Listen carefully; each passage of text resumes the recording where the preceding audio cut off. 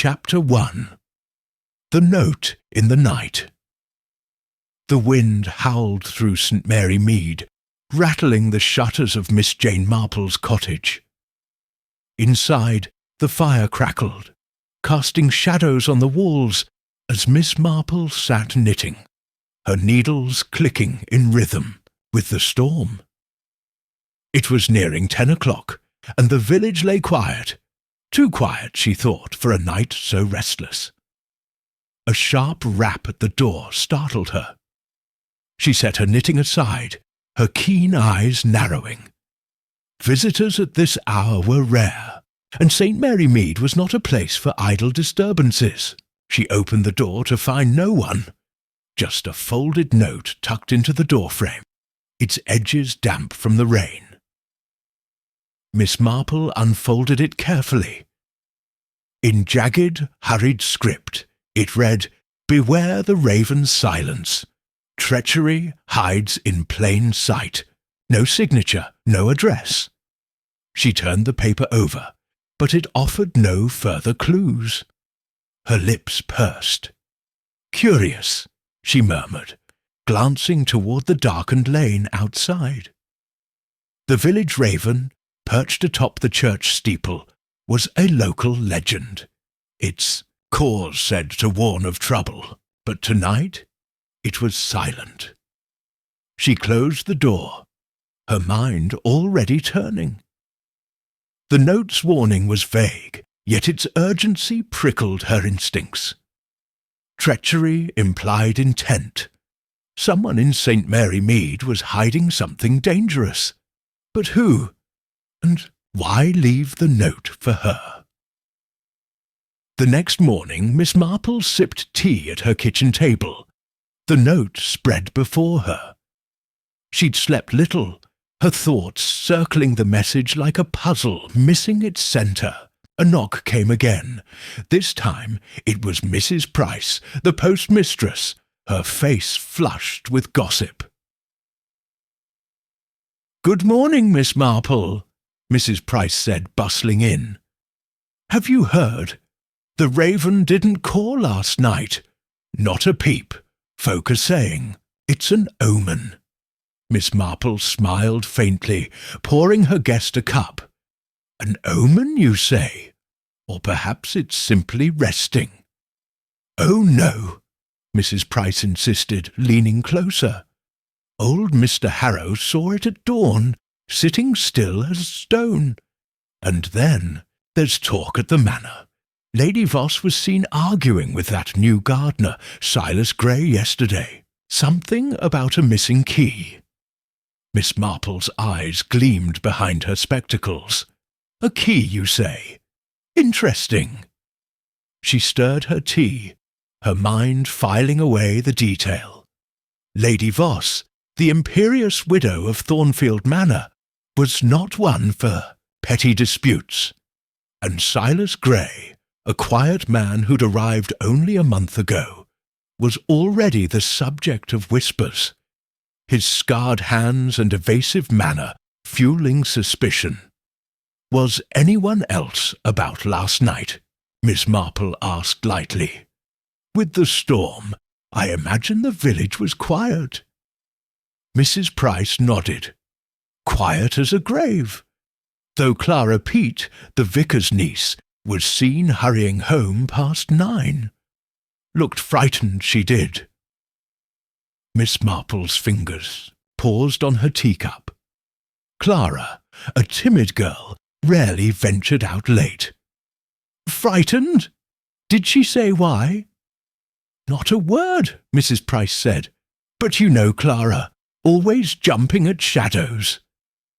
After Mrs. Price left, Miss Marple donned her coat and stepped into the misty morning. The village square was abuzz with chatter about the raven's silence. But her thoughts were on the note.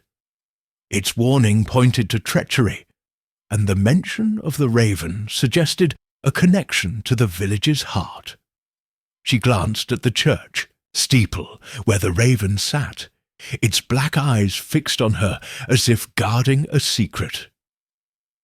As she passed the vicarage, She spotted Clara Peet in the garden, her hands trembling as she clipped roses.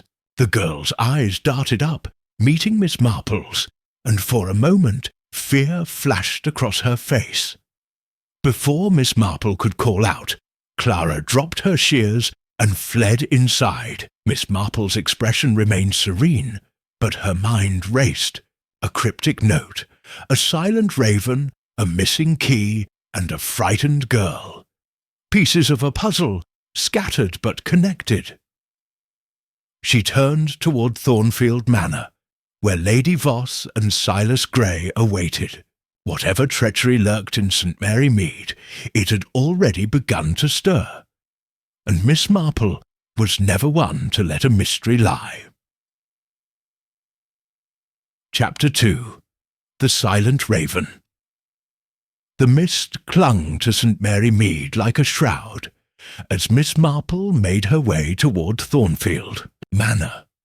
The village felt uneasy, its usual chatter muted by the raven's silence. Children avoided the church steeple, where the bird sat motionless, its feathers glinting like polished obsidian.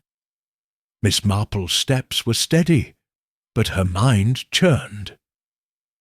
The note's warning, "Beware the raven's silence," echoed in her thoughts, intertwined with Mrs. Price's gossip about a missing key and Clara Peet's fear.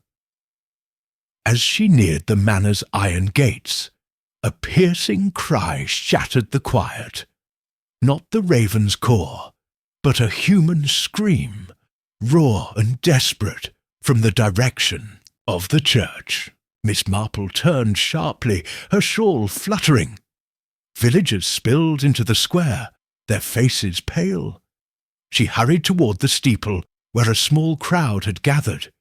At its base stood Clara Peet, her hands pressed to her mouth, eyes wide with terror. "Clara, what's happened?" Miss Marple asked, her voice calm but firm.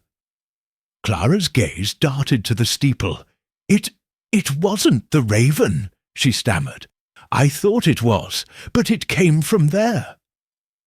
She pointed to the church's arched doorway, now ajar.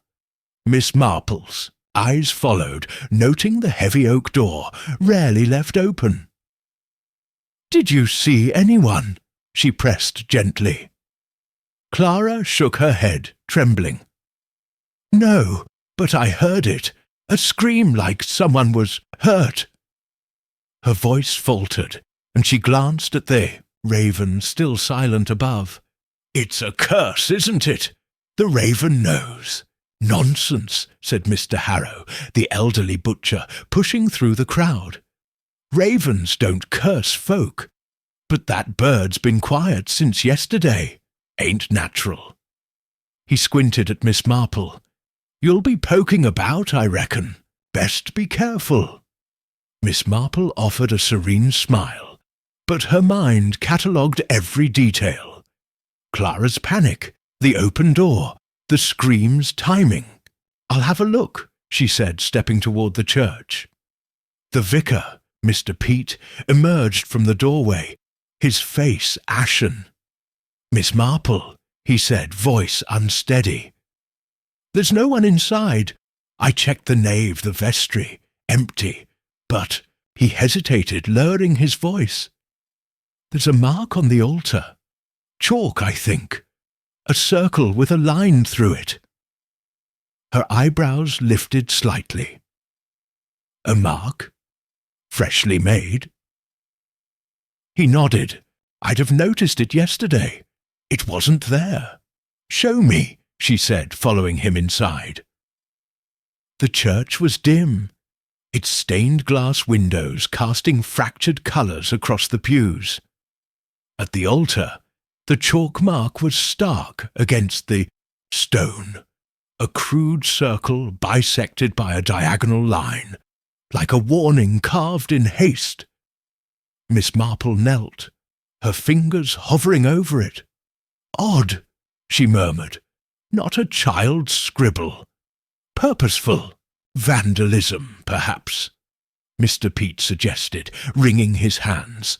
Though who'd dare? Someone with a point to make, Miss Marple replied, her tone mild, but her eyes sharp. She glanced at the raven through the open door, its silence louder than any caw. Or a secret to hide. Leaving the church, she resumed her walk to Thornfield Manor, the scream and the mark adding weight to the note's warning. The manor loomed ahead, its ivy-clad walls imposing under the grey sky.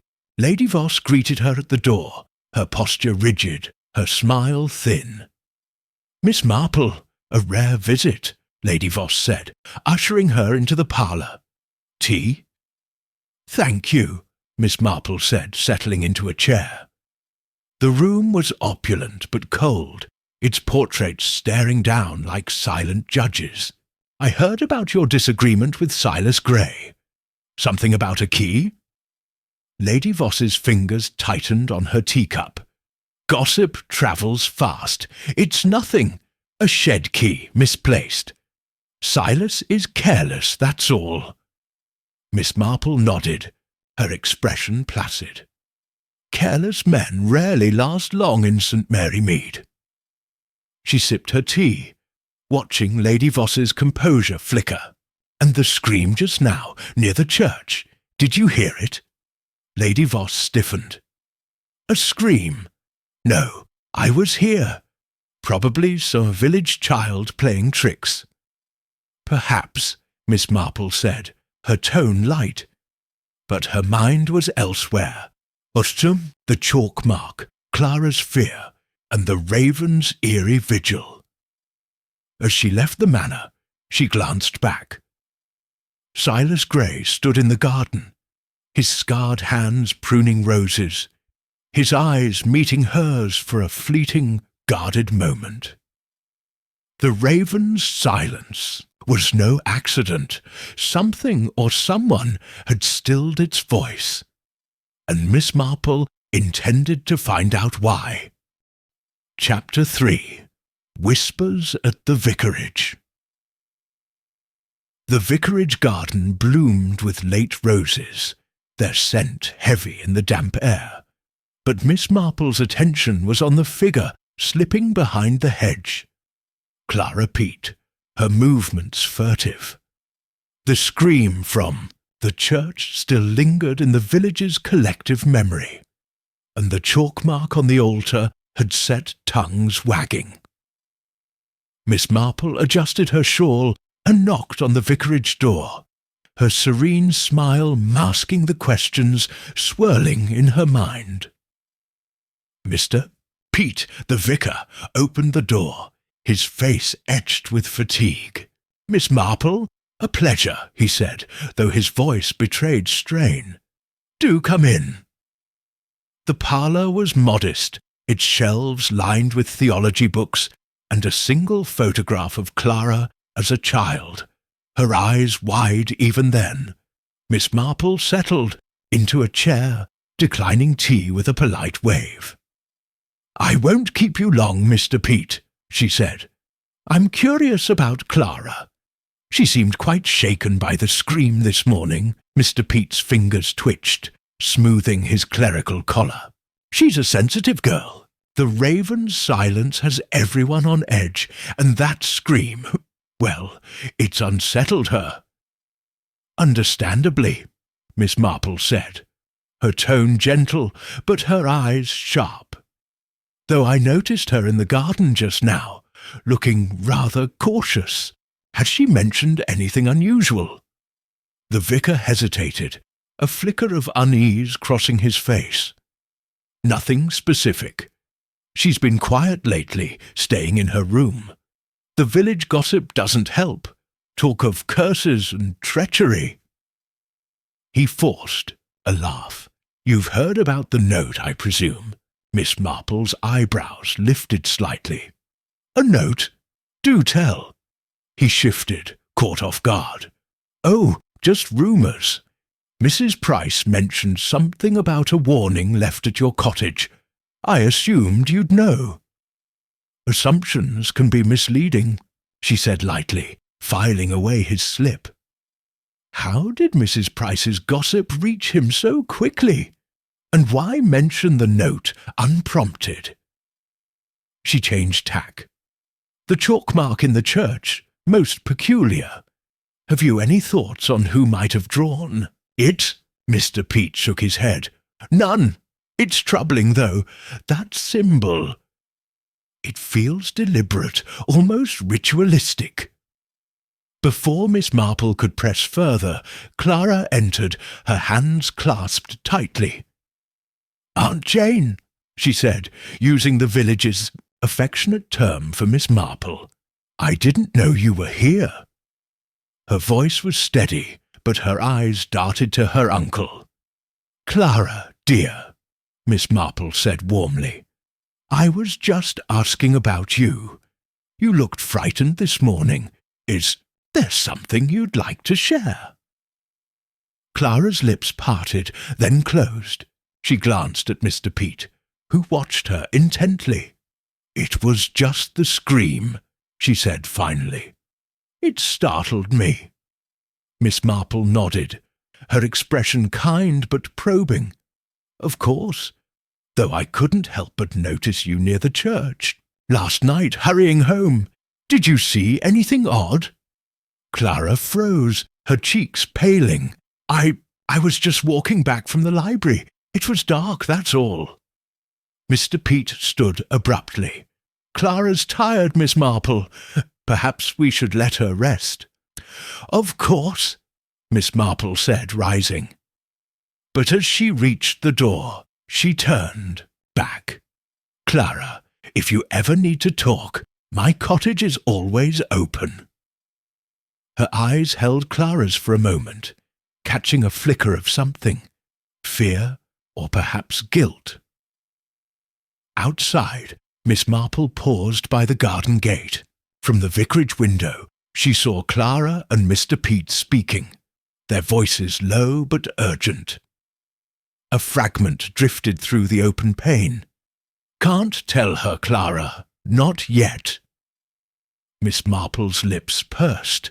A secret, then, binding uncle and niece, as she walked toward the village square. She spotted Silas Gray crossing the road, a spade over his shoulder. He nodded curtly, but his scarred hands gripped the handle tightly. Miss Marple's mind turned to the missing key Lady Voss had mentioned. Was it truly a shed key, or something more significant? And how did it connect to the raven's silence, the scream and the chalk mark? The vicarage had offered more questions than answers, but Miss Marple thrived on such puzzles. Clara knew something, and Mr. Pete was protecting or controlling her. The note's warning of treachery felt closer now, its shadow stretching across St. Mary Mead. Chapter 4. The Shadow of Secrets.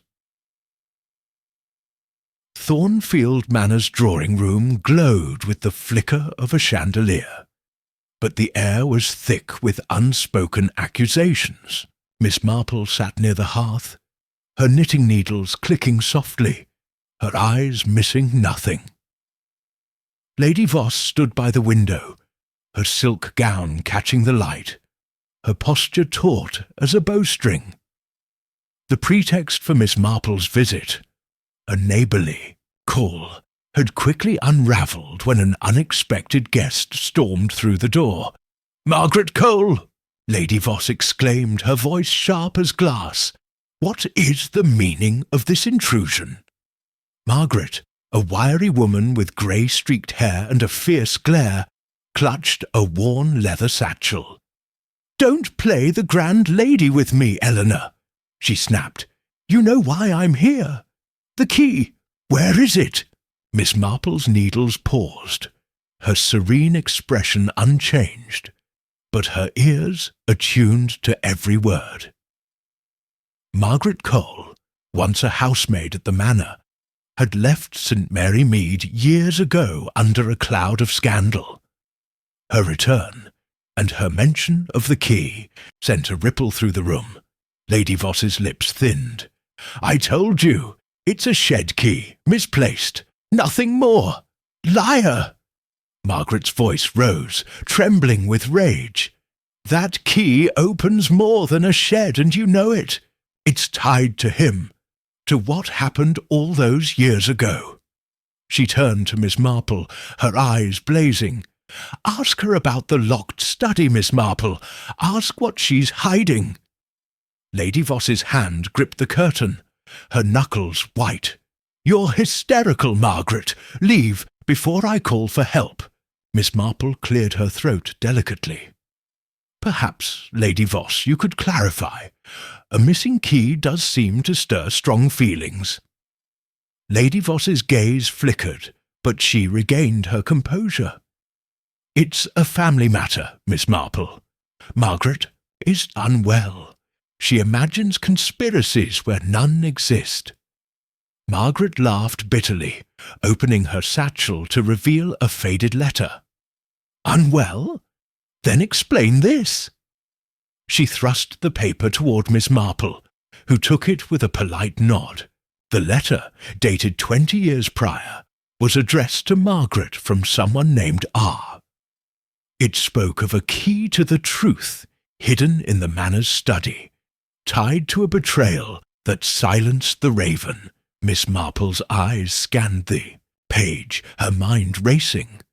The raven again, and a locked study. She handed the letter back, her voice mild. "Most intriguing. Lady Voss, is the study still locked?" Lady Voss hesitated, then nodded curtly. "It's my late husband's. I've not opened it in years. The key was lost long ago." "Convenient," Margaret muttered, but her bravado faltered under Miss Marple's steady gaze. As the argument simmered, Silas Grey appeared at the doorway, his scarred hands dirt-streaked from the garden. "Is everything all right, milady?" he asked, his voice low, his eyes flicking to Margaret. "Escort Miss Cole out," Lady Voss ordered, her tone icy. Silas moved forward, but Margaret backed away, clutching her satchel. "This isn't over, Eleanor. The truth will come out." She stormed out, leaving a heavy silence. Miss Marple rose, smoothing her shawl. "Thank you for the tea, Lady Voss. I'll not overstay." But as she passed the hall, she glanced at the locked study door, its brass handle gleaming. A faint scratch marked the keyhole, fresh and deliberate. Outside, the raven sat atop the manor's gate, still silent, its black eyes following her. Miss Marple's lips curved slightly. The key wasn't just a key. It was a symbol, tied to a betrayal buried deep in the manor's past. Margaret's letter, the study, and the raven's silence were threads in a tapestry of treachery, and she was beginning to see the pattern. But whose hand held the needle? Chapter 5. The Gardener's Tale. The gardens of Thornfield Manor were a labyrinth of roses and shadows, their beauty masking a quiet neglect. Miss Marple found Silas Grey near the old fountain, his scarred hands coaxing life from a tangle of thorns. The raven perched on a nearby yew tree, its silence a heavy presence. Since Margaret Cole's outburst yesterday, the village buzzed with speculation about the locked study and the mysterious key, but Miss Marple sought answers in the gardener's guarded silence. "Good morning, Mr. Grey," she said, her voice carrying the warmth of a neighbourly chat. "Your roses are thriving despite the chill." Silas glanced up, his weathered face unreadable. "Roses don't mind the cold," he muttered, clipping a stem with precision. "They endure." Miss Marple nodded, settling onto a stone bench, much like St. Mary Mead, It endures its secrets, doesn't it?" Her eyes twinkled, but her tone held a gentle challenge. Silas's hands stilled, his gaze flicking to the raven. "You'll hear about the key, I reckon, or that scream." "Both, perhaps," she said lightly. "And the raven. Its silence troubles the village. You've been here a month. Have you noticed anything unusual?" He hesitated, then set his shears down. "I keep to myself, Miss Marple, but I hear things. Folk talk about the raven like it's a prophet. 20 years back, it went silent once before. Same as now. Miss Marple's knitting appeared in her hands, needles clicking softly. 20 years? That's when Margaret Cole left, isn't it? There was talk of a scandal." Silas's jaw tightened, but he nodded. "Aye, a theft, they said. Lord Voss's heirloom, a silver raven pendant, went missing. Margaret was blamed, sacked without proof. She swore she was innocent, but no one listened, not even her sister." "Her sister?" Miss Marple's tone was curious, inviting more. "Clara Pete's mother," Silas said, his voice low. "She died soon after, broken-hearted, some say. The raven stopped cawing that summer too. Folk called it a curse." Miss Marple's needles paused. Clara's mother, tied to Margaret, tied to a theft, and the raven's silence. The threads were weaving tighter. "And the pendant, was it ever found?" Silas shook his head. "Never. But I saw something a week ago. In the shed, under a loose board. A scrap of cloth, old, with a raven embroidered on it. Looked like it had been hidden deliberate-like." Her eyes sharpened behind her spectacles. "Hidden? By whom?" He shrugged, picking up his shears again. "Couldn't say. I put it back. Didn't want trouble." His tone closed the door on further questions, but his glance at the manor betrayed unease. Miss Marple rose, smoothing her shawl. "Thank you, Mr. Grey. You've been most helpful." As she turned to leave, she caught sight of Clara Peete in the distance, lingering near the manor's gate, her face pale. Their eyes met, and Clara flinched, hurrying away. The gardener's tale had cracked open a window to the past. A theft, a broken family, a hidden cloth. Miss Marple's mind turned to the letter Margaret had shown, mentioning a key to the truth. Was the key tied to the pendant, locked away in the study? And why had the raven fallen silent again, as if history were repeating itself? As she walked back to the village, the raven shifted on its perch, its black eyes tracking her. For the first time in days, it let out a single low croak, not a caw, but a warning. Miss Marple's lips curved slightly. The puzzle was far from solved, but the pieces were falling into place. Chapter 6. Tea and Suspicions. Miss Marple's cottage was a haven of warmth, the kettle whistling softly as she arranged a tray of scones and tea. Mrs. Price, the postmistress, sat across from her, eyes bright with the thrill of gossip. The raven's croak from the gardener's tale lingered in Miss Marple's mind, as did Silas Gray's story of a stolen pendant and a hidden cloth. The village was restless, whispers of treachery swirling like the mist outside, and Miss Marple knew gossip often hid grains of truth. "More tea, Mrs. Price?" Miss Marple asked, pouring with practised grace. "Oh, yes, thank you," Mrs. Price said, leaning forward. "Have you heard the latest? Margaret Cole's been seen lurking near the manor again, bold as brass. Folks say she's after that key Lady Voss lost." Miss Marple's eyes twinkled behind her spectacles. "Margaret does seem determined, though I wonder why she's so certain the key matters." Mrs. Price lowered her voice, as if the walls might eavesdrop. "It's the old scandal, mark my words. That silver raven pendant, stolen when Clara Pete's mother was still alive. Some say it wasn't just a theft, but a cover-up. Clara's mother worked at the manor, you know, before she married the vicar's brother." Miss Marple's needles clicked softly, her expression serene. "Clara's mother, you say?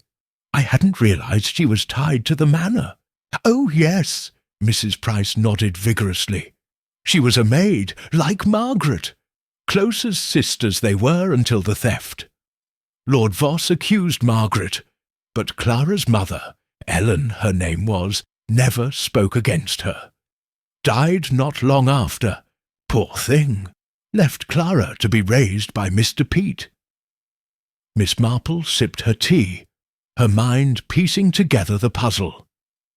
Ellen, Margaret, the pendant and the raven's silence 20 years ago, now echoed in Clara's fear and the mysterious note.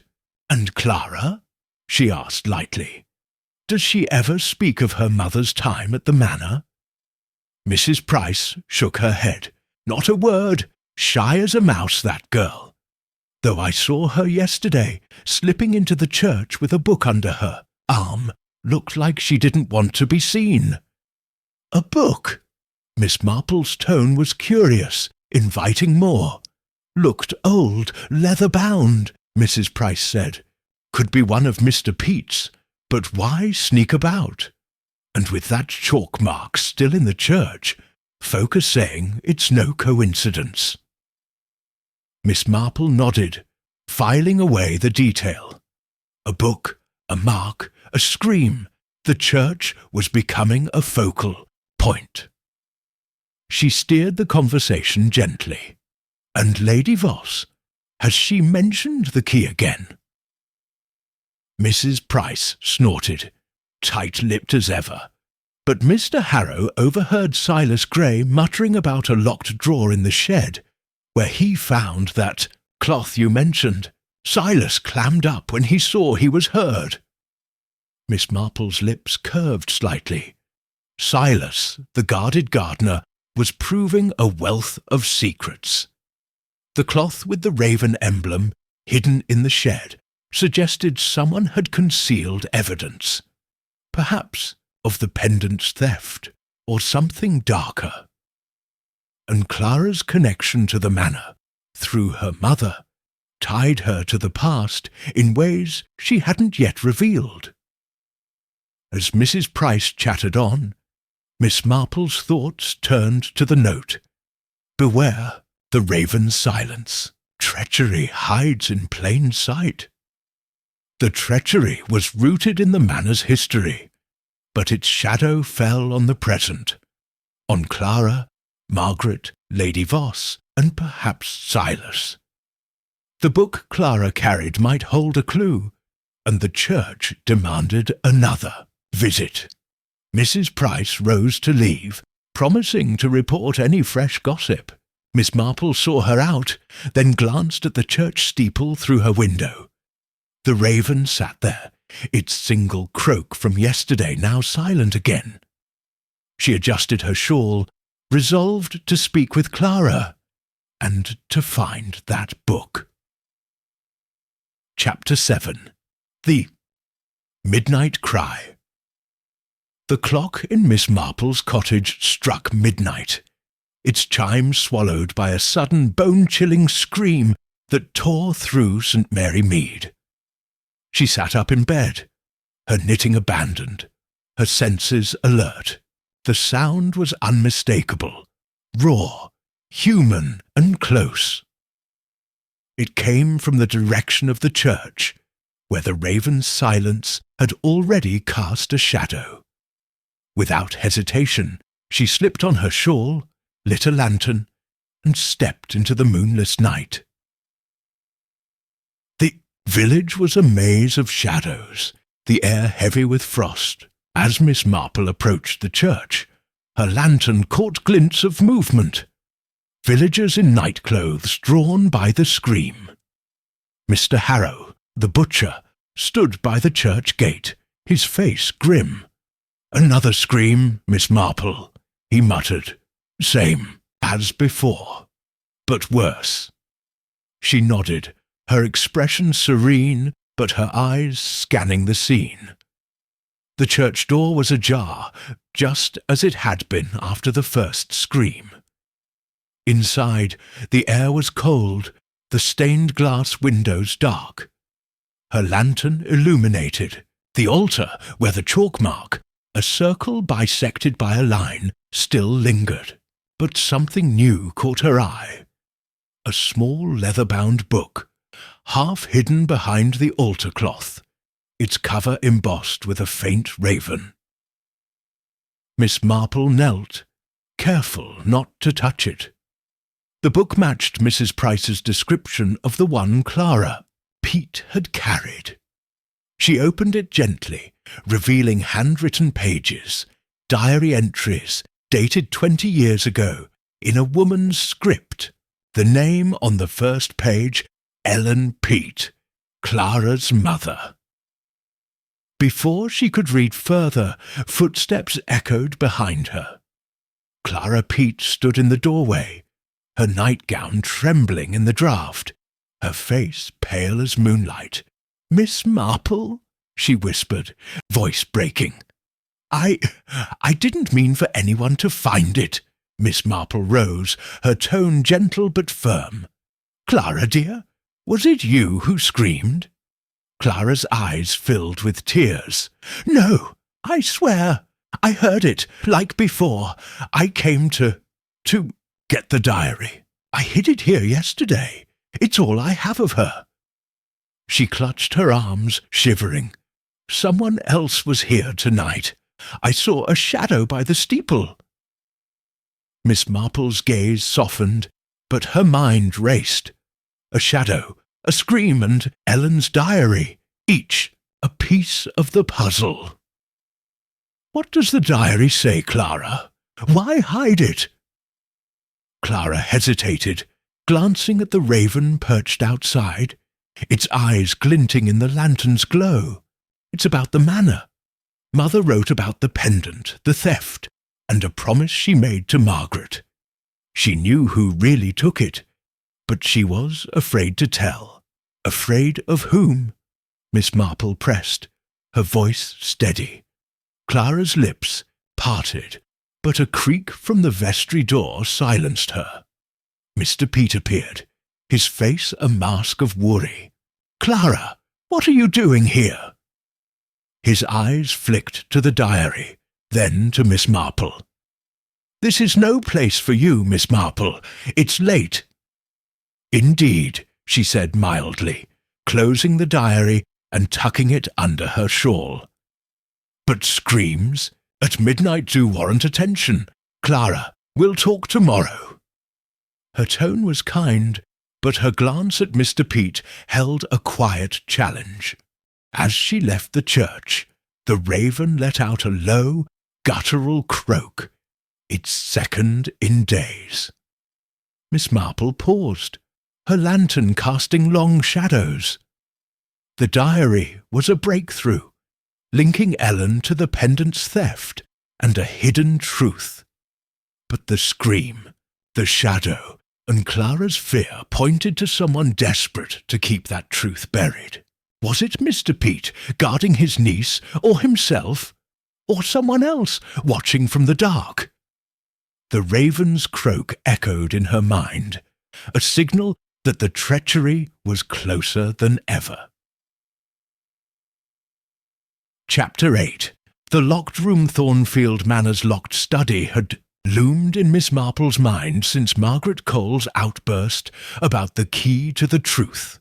With Ellen Pete's diary now hidden safely in her cottage, its pages hinting at a stolen pendant and a betrayal, Miss Marple knew the study held answers. The raven's second croak last night, after the midnight scream, felt like a signal. The treachery was unravelling, and time was short. Lady Voss greeted her at the manor with a strained smile, her eyes wary. "Miss Marple, twice in 1 week. To what do I owe this visit?" "A small matter," Miss Marple said, her tone disarming. "I've been thinking about your husband's study. Might I see it? Old rooms often hold such character." Lady Voss hesitated, then led her down a dimly lit corridor. The study door was heavy oak, its brass lock scratched from recent tampering, confirming Miss Marple's earlier observation. "It's been locked since his death," Lady Voss said, producing a ring of keys. "But I suppose there's no harm." The lock clicked and the door creaked open, revealing a room frozen in time. Dust coated the mahogany desk, bookshelves sagged with leather-bound volumes, and a portrait of Lord Voss glared from the wall. Miss Marple's eyes swept the space, noting a faint outline on the desk where something, a box perhaps, had once sat. "Charming," she said, stepping closer. "Did your husband keep anything valuable here? An heirloom, perhaps?" Lady Voss's fingers twitched. "Nothing of note. Papers mostly. The pendant, if you're hinting at that, was stolen long ago." Miss Marple nodded, her gaze settling on a bookshelf where one book, a worn copy of The Raven by Poe, jutted out slightly. She pulled it gently, and a soft click sounded. A hidden panel in the desk sprang open, revealing a small compartment. Inside lay a single item, a tarnished silver key, engraved with a tiny raven. Lady Voss gasped, her composure cracking. "How? I didn't know that was there." Miss Marple's expression remained serene, but her mind raced. The key matched the diary's description, a key to the truth tied to the pendant's theft. "Most intriguing," she said, pocketing the key with a deft movement. "It seems your husband was fond of secrets." Before Lady Voss could respond, a floorboard creaked outside the door. Miss Marple turned, catching a glimpse of Silas Gray's shadow retreating down the hall. "Mr. Gray seems quite attentive," she remarked lightly. Lady Voss's face hardened. "He's just the gardener. I'll speak to him." As they left the study, Miss Marple's thoughts churned. The key was a breakthrough, but its discovery raised questions. Was it the key Margaret sought, or the one Lady Voss claimed was lost? And why was Silas lurking? The diary's entries, which she'd read that morning, mentioned Ellen's fear of the one who watches, someone at the manor who knew the pendant's true thief. Outside, the raven perched on the manor's chimney, its eyes fixed on her. It was silent again, but its presence felt like a warning. Miss Marple clutched the key in her pocket, aware that someone had been watching, someone who knew the study's secrets and feared their exposure. Chapter 9. The Heir. False Confession. The village hall was abuzz with nervous chatter, the air thick with suspicion. The midnight scream and the raven's eerie silence had pushed St. Mary Mead to its breaking point, and a hastily called meeting drew a crowd. Miss Marple sat near the back, her knitting needles clicking softly, her eyes scanning the faces. Lady Voss, rigid with composure, Clara Peat, pale and fidgeting, Silas Gray, lingering by the door, and Margaret Cole, her gaze defiant. The silver key from the manor's study weighed heavily in Miss Marple's pocket, its raven engraving a silent clue to the treachery foretold by the note. Mr. Peat, the vicar, stood at the podium, his voice strained. We must address these disturbances. The screams, the chalk mark, the raven. I urge anyone with knowledge to come forward." A hush fell as Margaret Cole rose, her leather satchel clutched tightly. "I'll speak," she said, her voice cutting through the room. "It was me. I drew the chalk mark in the church. I screamed, that first time, to warn the village. The raven's silence, it's because of her." She pointed at Lady Voss. "She's hiding the truth about the pendant, about my sister's ruin." Gasps rippled through the crowd. Lady Voss stood, her face a mask of outrage. "This is slander, Margaret. You've no proof." Miss Marple's. Needles paused, her serene expression unchanged, but her mind dissecting every word. Margaret's confession was bold, but something felt off. Too convenient, too theatrical. She leaned toward Mrs. Price, whispering, "Does Margaret strike you as frightened or determined?" Mrs. Price frowned. "Determined, I'd say. But why confess now?" Before Miss Marple could respond, Clara Peet stood, her voice trembling. "Stop it, Margaret, you're wrong. It wasn't Lady Voss. It was me. I screamed last night." Her eyes darted to her uncle, Mr. Peet, who looked stricken. The room erupted in murmurs. Miss Marple's gaze sharpened. Two confessions, both sudden, both deflecting blame. She rose, her voice gentle but commanding. "Clara, dear, why would you scream? And Margaret, why the chalk mark? It's a curious symbol." Margaret faltered, her defiance wavering. It means betrayal. I drew it to scare her, to make her admit what she did to Ellen." Clara's hands twisted together. "I screamed, because I was afraid. I found Mother's diary, and it said things about the pendant, about someone at the manor. I thought they'd come for me." Mr. Peet stepped forward, his face pale. "Enough, Clara. You're confused. This is no place for such talk." Miss Marple's eyes met his, noting the fear beneath his sternness. "Confusion often hides truth, Mr. Peet," she said mildly. "Margaret, Clara, your courage is admirable, but I wonder if you're protecting someone, or perhaps diverting attention." The room fell silent. Silas Grey shifted near the door, his scarred hands clenched. Lady Voss's composure flickered, her eyes darting to Margaret. Miss Marple's mind turned to the diary, which she'd read further that morning. Ellen had written of a watcher at the manor, someone who knew the pendant's thief, but stayed silent for their own gain. The key in her pocket, the chalk mark, the screams, all pointed to a truth someone was desperate to bury. As the meeting dispersed, Miss Marple lingered, watching Margaret whisper urgently to Clara. The confessions were a smokescreen, she was certain, but for whom? The raven, perched outside the hall, let out a low croak, its third in days. Miss Marple's lips curved slightly. The key would unlock more than a door. It would expose the heart of the treachery. Chapter 10. The Raven's Return. The morning sun broke through St. Mary Mead's mist, casting long shadows across Miss Marple's garden.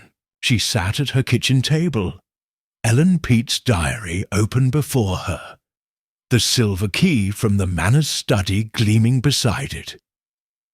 The false confessions of Margaret Cole and Clara Peet at the village meeting had deepened the mystery, but Miss Marple sensed the treachery was nearing its unravelling. As she turned a page in the diary, a sharp, unmistakable sound pierced the air. The raven's caw, loud and insistent, the first full cry in days. Miss Marple's eyes lifted to the church steeple, where the raven flapped its wings, cawing again. Villagers paused in the square, their faces a mix of relief and unease. "A sign," she murmured, her lips curving slightly. The raven's return was no coincidence. It signalled a shift, a truth breaking free. She returned to the diary, its shared final entries written in Ellen's trembling hand. One passage stood out. The pendant wasn't stolen for greed, but for silence. Ah knows the truth, but he watches, always watches. The key hides in the study, but I fear what it opens. If I speak, Clara will pay. The initial R matched the letter Margaret had shown, and Miss Marple's mind turned to the manor's past. R was a name, a person who had orchestrated the pendant's theft to cover a deeper betrayal. Inserting the silver key into a small lock on the diary's clasp, a detail she'd noticed only last night, she turned it. A hidden flap opened, revealing a folded note in Ellen's script. It read, "Reginald Voss. He took the pendant to protect his secret. The raven knows." Miss Marple's breath caught. Reginald Voss, Lord Voss, Lady Voss's late husband. The diary implicated him as the thief, not Margaret, and suggested a motive tied to the raven's silence. Had he silenced Ellen too, leading to her death?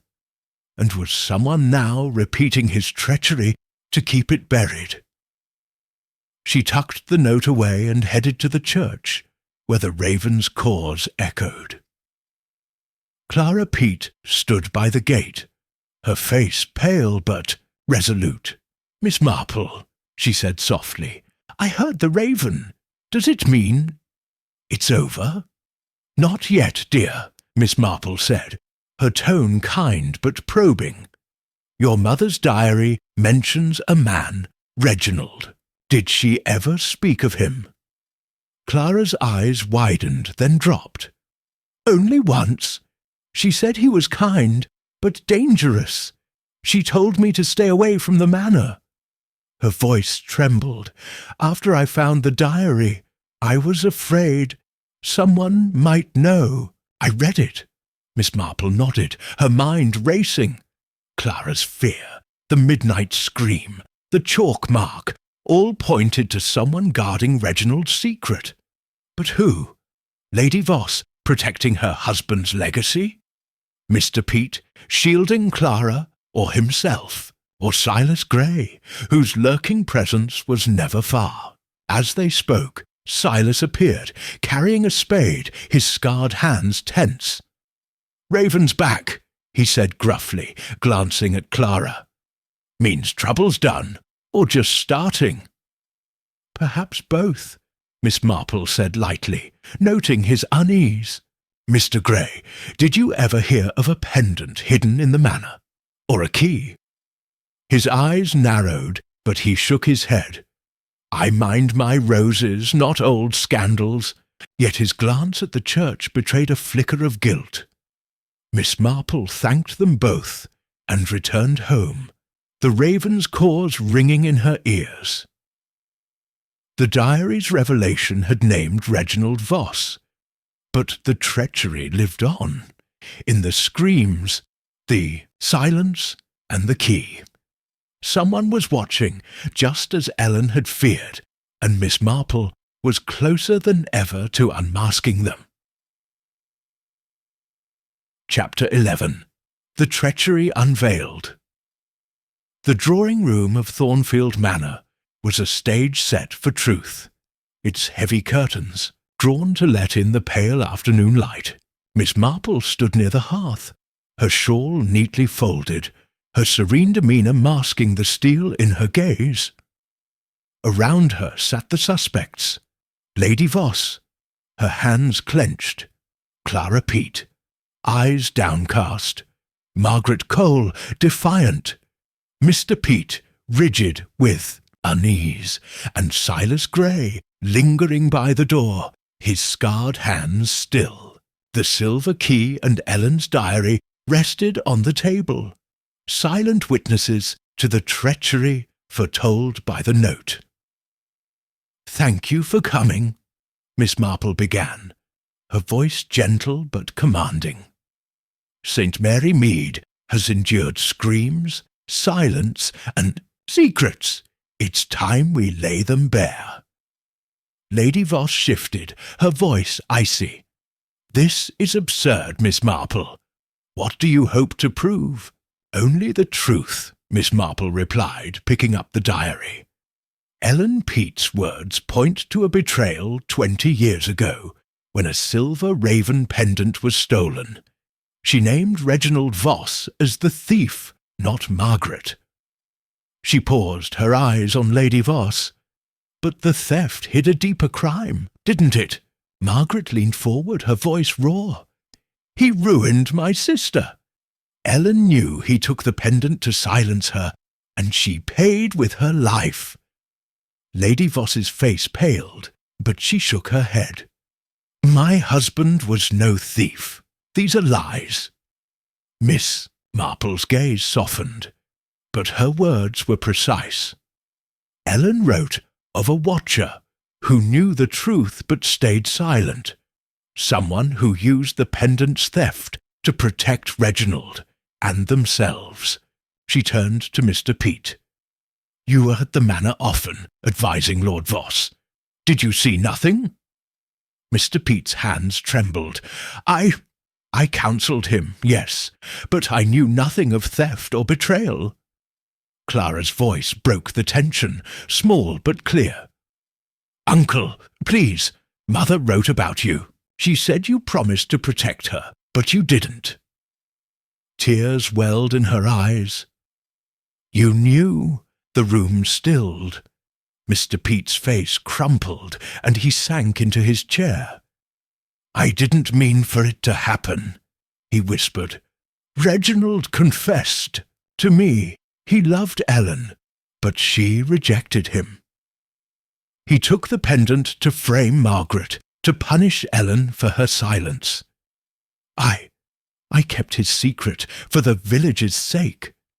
Ellen's death was an accident, a fall. But I've carried the guilt ever since." Miss Marple nodded, her expression grave. "You drew the chalk mark, didn't you? And screamed to warn Clara away from the diary." He nodded, voice hoarse. "I thought if she dug into the past, it would destroy her. I wanted to protect her." Margaret's voice shook with rage. "Protect her? You let my sister die in shame." Silas Grey stepped forward, his voice low. "Enough. It's done. Let the past stay buried." Miss Marple's eyes met his, sharp and knowing. "Not quite, Mr. Grey. You've been watching too, hiding the cloth in the shed, listening at doors. You knew more than you let on." Silas froze, then sighed. "I worked at the manor back then, a boy in the stables. I saw Reginald hide the pendant in the study. I told no one, thought it wasn't my place." Lady Voss stood, her voice trembling. "This is madness. My husband is dead. Why drag this up now?" "Because," Miss Marple said softly, "someone sent me a note, warning of treachery. Someone who wanted the truth to surface." She held up the key. This unlocked Ellen's diary, revealing Reginald's guilt. But the note's sender is still among us, orchestrating this reckoning. The suspects exchanged glances, suspicion crackling like static. Miss Marple's gaze swept the room, her mind piecing together the final thread. The mastermind wasn't just a witness to the past. They were manipulating the present, using the raven's silence to expose the truth.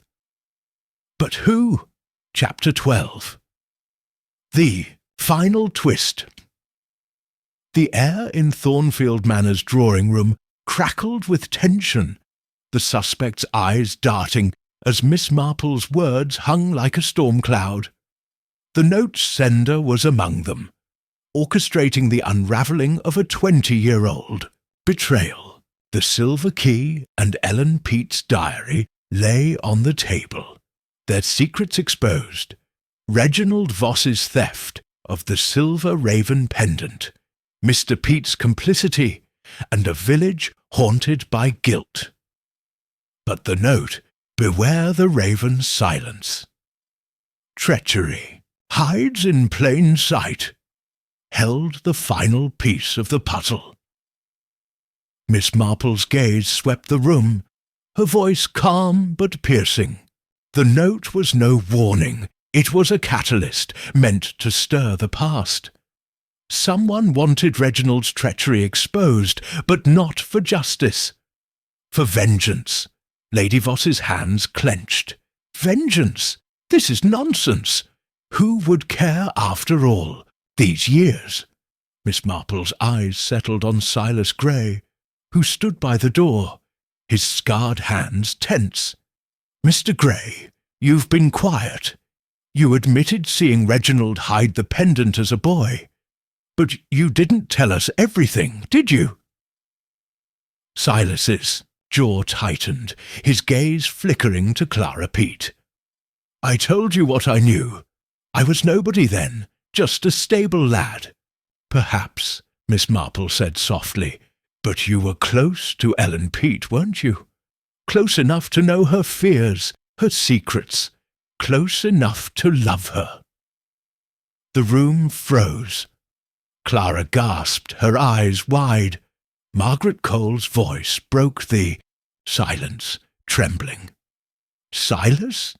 You knew my sister? Silas's shoulders sagged, the weight of years evident.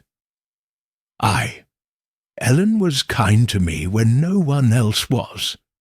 I loved her, but she chose another. When Reginald framed Margaret, Ellen confided in me. She knew the truth, but was too scared to speak. I swore I'd protect her, but I failed. She fell from that cliff, or was pushed. His voice cracked. I left the village, but I never forgot. Miss Marple nodded, her expression grave. You returned a month ago as the gardener, and you sent the note to me, didn't you? To force the truth out. Silas met her gaze, unflinching. I did. I found the pendant in the study, hidden where Reginald left it. I knew the raven would stay silent till the truth came out. Ellen's truth. I wanted Lady Voss to squirm, to face what her husband did. I wanted Clara to know her mother wasn't weak. Clara's tears fell. You did this for Mother. Lady, Voss's voice was a hiss. You meddled in my home, stirred up this chaos for a dead woman's honour. Silas's eyes blazed. For justice. Reginald destroyed Ellen. You knew, and you buried it to save your name. Miss Marple raised a hand, her tone steady. The raven's silence was Ellen's silence, mirrored in the village. Your note, Mr. Grey, broke that silence, but it also endangered Clara with screams and symbols. Why? Silas hesitated, then pulled a cloth from his pocket, the one with the raven emblem, found in the shed. This was Ellen's. I hid it, left the chalk mark, even screamed once, to scare folk into talking. I never meant to hurt Clara. Pete stood, voice shaking. You nearly destroyed her, Silas. I confess to protect her from this madness. Miss Marple's lips curved slightly. And yet the truth is out. The pendant, the key, the diary, all point to Reginald's treachery, enabled by silence. Silas, Your vengeance stirred the past, but it also freed it." The room fell silent, the weight of the revelation settling. The raven cawed outside, its voice a chorus now, as if Ellen's spirit had finally found peace. But Miss Marple's eyes lingered on Silas, a flicker of sadness in her gaze. His love for Ellen had driven him, but his methods had sown fear. The treachery was unveiled, but its scars remained. Chapter 13. The Village Restored Saint. Mary Mead basked in the soft glow of a spring afternoon, the church steeple casting a gentle shadow over the square. The raven's cause had returned, a steady rhythm that soothed the village's frayed nerves. The treachery, Reginald Voss's theft, Mr. Pete's silence, and Silas Gray's vengeful note had been laid bare in Thornfield Manor's drawing-room, leaving the community to heal. Miss Marple sat in her cottage garden, knitting a scarf, her eyes on the horizon where the manor loomed. The silver raven pendant, recovered from the study's hidden compartment, now rested with Clara Peet. Miss Marple had handed it to her after the confrontation, along with Ellen's diary. "Your mother's truth," she'd said softly. "Keep it close." Clara's tearful nod had spoken volumes. A knock at the gate stirred her thoughts. Clara stood there, clutching a small wooden box. "Miss Marple," she said, her voice steady despite her reddened eyes. "I wanted to thank you, and to show you something." Miss Marple ushered her to the garden bench, pouring tea from a thermos. "No thanks needed, dear, but I'm curious, what's in the box?" Clara opened it, revealing the silver raven pendant, now polished to a gleam. Beside it lay a new sketch, inked with care. A raven in flight, its wings framing a circle bisected by a line, the chalk-marked symbol, transformed into a tribute. "I drew this for Mother," Clara said. "The raven was her favourite. I'm going to hang it in the church with the pendant, so everyone knows she wasn't afraid." Miss Marple's eyes twinkled with approval. "A fitting legacy, Clara. Ellen would be proud." Clara hesitated, then added, "I forgave Uncle. He's stepping down as vicar, going to live with cousins in Devon. And Silas? He's staying, tending the manor's gardens. He said it's his way of making amends." Miss Marple nodded, her needles clicking softly. "Guilt is a heavy burden, but atonement lightens it. And Lady Voss—" "She's selling the manor," Clara said. "Says it's time for new beginnings. Margaret's helping her, believe it or not. They're talking again, like sisters." The raven cawed from the steeple, its voice clear and strong. Miss Marple smiled, her mind drifting to the note that had started it all. "Beware the raven's silence. Treachery hides in plain sight." Silas's vengeance had stirred pain, but also truth, freeing Ellen's memory and restoring the village's heart. Yet, as always, Miss Marple saw the deeper lesson. Secrets like weeds grew in silence, but kindness and courage could uproot them.